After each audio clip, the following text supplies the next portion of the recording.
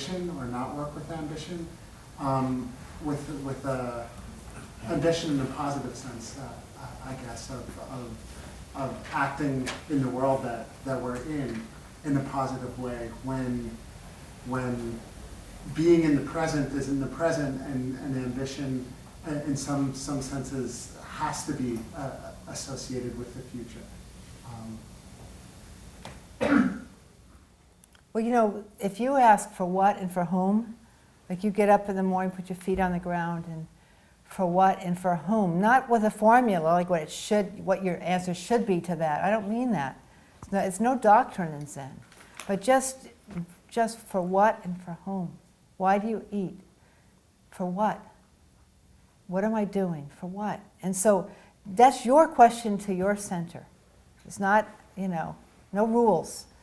But the more pared down and honest you get, if you're, I don't know. I think about if I was a car salesman. I mean, you can bullshit. You can lie and you can get a bigger commission and all that. But I don't know how great that is. I don't know if that feels so good when you go home at night and stuff. So you could still sell a lot of cars and do it honestly. It's possible. So I think that if you were practicing Zen and you were selling cars, I don't know what percentage of people hype it up and end up making people pay more than they ought to, but I think it's probably more than 50%. I would bet, with a lot of business. And it's like, so can you practice and honestly just do it right? Just do it the way you'd want it done for you, just like the golden rule. That's another thing my mother used to always say. Do unto others as you have them done to you.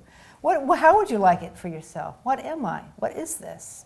And that's what you do on the cushion. It's not ideas, it's just totally. So you might be sitting on the cushion being a used car salesperson and go, and start to feel it. Feel like, oh yeah, ugh. Some things don't hold water, and you really notice what doesn't hold water when you're meditating.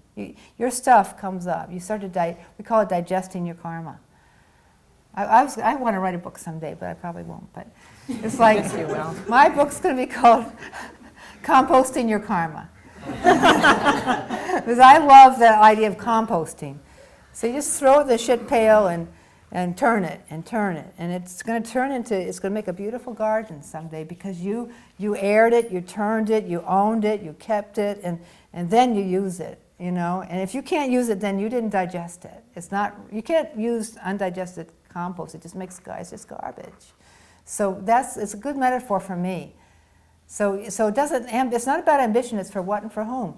So you might want to be Obama's #1 assistant, or you might want to own a car dealership. It doesn't matter, but do it right. That's all. And if you don't, it's going to just stink. So Zen really shows you that you start to smell it much more easily when it's not just Zen, but any clear spiritual practice. You can smell it. So it's good. Clear nose. Clear Mary, clear nose. Isn't that your name? It's not. Yes, my name means stink. No. Natural smell, right? Or wisdom smelling or something. Right? Nature's fragrance. My name is That's it, Nature's fragrance. Because he knew I loved to compost. That's why he was always looking, where's Bobby? She's out in the compost pile. It's like, seriously, so that's why he named me.